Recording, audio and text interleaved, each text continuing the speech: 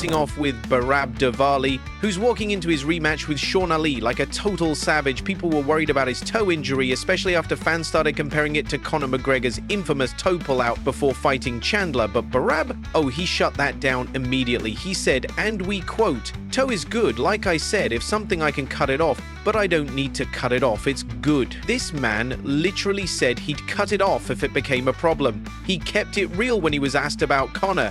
"I don't want to comment about Conor's toe because I don't know the exact pain or situation, but I still have 9 other toes and it's fine."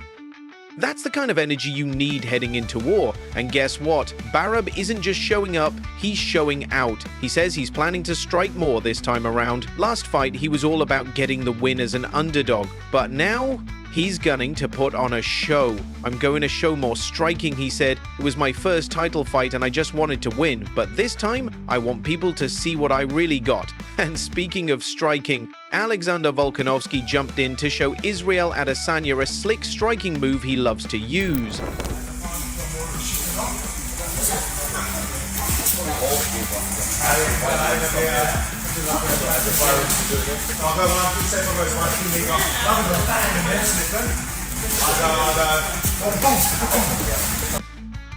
Then we got Chael Sonnen making waves again, no surprise there. On the On Paper podcast with Anthony Smith, Chael broke down what he really meant when he called out Islam Makhachev for moving up to welterweight. He previously said it was a move of cowardice, not courage. But now, Chael says his words were twisted and misquoted. Classic Chael being Chael, always in the middle of the storm. All right, Chael, do you really believe Islam Makhachev ducked and is afraid of Ilia Topuria? No. Genuinely? No. I think I was misquoted. So I was describing a scenario, and when I called him was a coward, what got quoted by ESPN and something called MMA Censored, which got a pretty good social media following, is I referred to Islam as a coward. Now, I went back and watched it because I thought, man, if I said that, I would have misspoke. I just want to use that word about Islam, and I don't find him to be a coward. I find him to be a great competitor. But I did describe the scenario, and the scenario I described was that he gets confronted, and it does matter. It matters the order of events. Did Islam inform the UFC of his intention to move to 170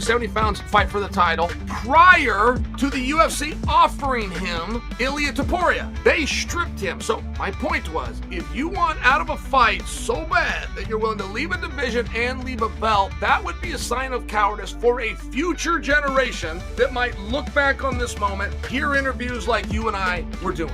But I do not believe Islam when he says if he beats Jack, he will return to fight Ilia Topuria. I do not believe the 170-pound world champion would cut back down to 155 pounds. That I do stand by. Meanwhile, Joe Rogan is sounding off about the Morab versus Sugar Sean rematch. And this time, Joe's really feeling it. He says it's one of the most exciting matchups on the horizon. "That's an interesting fight," Joe admitted. "I do not know how Sugar Sean keeps that guy off of him." And he's got a point. Sean's been working hard, he cut off social media, quit weed, got his hip fixed, he's all in. But Joe isn't convinced it'll be enough.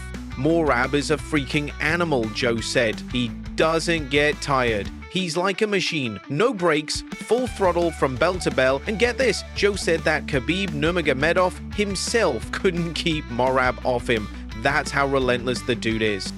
Rogan shared an insane story too. Apparently after Morab won his world title, DC went to visit him the very next day and Morab was already outrunning. "He just won the title and he's outrunning. He's a freaking monster," Joe said. Oh, and UFC 316 isn't stopping there. Khalil Roundtree is getting ready to go to war against Jamahal Hill on June 21st at UFC Buku. And Khalil, he's got his eyes locked on the light heavyweight belt. He said loud and clear, beat Jamahal and then it's title time. My thoughts, really, my honest thoughts on the light heavyweight division right now are I'm just preparing to become the champion, however that looks. So I plan to win against Jamal, and I want to fight for a title again. I really think that I'm ready to become the champion. I'm ready for it. That fight against Alex was the thing that kind of helped me answer that question for myself. And now that I've been through that and been through that type of war, I know that I can do even more. I know I can do better. And so I'm ready for it again. I don't know who it's going to be. I don't know how it's going to look, but I'm going to continue to do the same amount of work until my time comes again. And that's really all I care about is getting that belt. Yeah, I just, in that fight, I didn't like feeling like the small guy. I didn't. Like, I really felt like, I felt Alex's, like, I felt that he was bigger than me. I felt the size.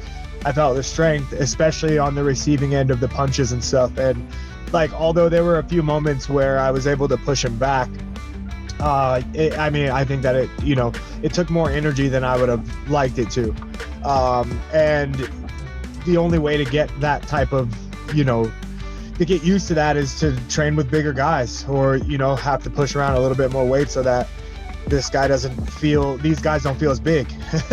You know what I mean? Like, I really did feel like a smaller guy. So that was a lot of my reasoning for working with Christian, aside from us just having great chemistry. Then we hear from the monster himself, Morab Diwali. He's not underestimating Sean Ali. In fact, he believes Sean's going to switch up his entire game plan, and guess what? Morab revealed he actually pushed the fight to June so Sean would have enough time to fully recover from his surgery. At respect. How are you feeling? I feel good. It's my first rematch, and I feel very relaxed. I was relaxed in first fight, but now I don't want to be relaxed because now I know Sean will change his game plan and he will make some big adjustments, and I'm relaxed, but I'm telling myself you gotta be motivated, you gotta be more hungry than what I was first fight. Yeah, after I beat Umar, UFC called me and asked me if I want to fight either in April, which is here in Miami, or June in New Jersey, and I say yes to June in New Jersey because two reasons. First reason, this way Sean has more time to recovery, and the second reason is New Jersey is like it's gonna be like my home because I used to live in New York, I used to training there, I used to represent my Sierra Longo team, and lots of Georgian community lives in New York, New Jersey, Philadelphia area, and it's gonna be like my home, and all my teammates and all my country people will be there and cheering for me. Meanwhile, Ray Longo is putting his faith in Dricus du Plessis, saying he believes Dricus will defend the middleweight title and beat Khamzat Chimaev at UFC 319. Big words, big stakes, and fans are ready to see this one go down. I think Dricus weathers the first 2 rounds, and then he just starts to break him down, wear on him. It's going to be a grinding, ugly fight, but I think Dricus is going to get the job done. You think that if he survives the early onslaught, he'll be fine? Well, I think that's where Khamzat's 1,000,000% the most dangerous. Is this his first 5-rounder? Unless he's going to alter his game plan and try to conserve energy for a 5-rounder, but he's normally coming out guns blazing, and I think he's got a big mountain in front of him. And now let's talk Nate Diaz, because, oh boy, this man is not holding back. Before boxing Jake Paul, Nate had some words for both Justin Gaethje and...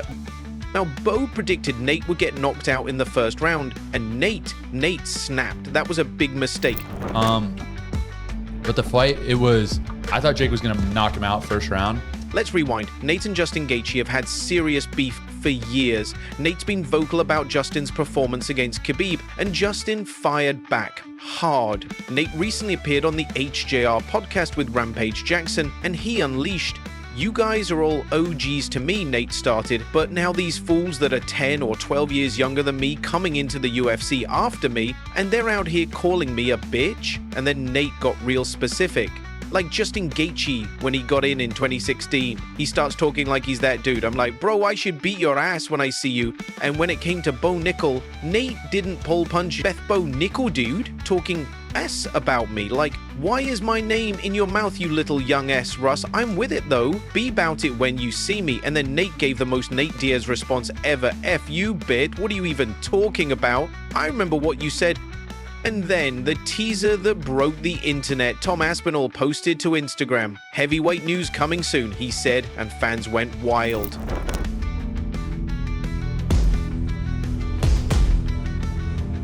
But wait, it got even better. People were mad that Tom didn't just say who is fighting, so what did he do? He trolled everyone. He replied to fans, "UFC announced, my fight guys, not me." Then he got sarcastic and posted, "Sorry guys, I'm fighting for a new belt, the interim of the interim BMF UFC heavyweight title, living my best life." And then he tagged MMA Guru and wrote, "Get a bucket and corner gloves on, son. I'm about to make my 37th defense of the interim title, living my best life." It was pure chaos. ESPN MMA reposted the clip. One fan left a comment, "Tom's whole personality is Jon Jones." And guess who jumped in? Jon Jones himself replied with the crying laughing emoji. Yes, that really happened. Jon Jones isn't just watching, he's entertained.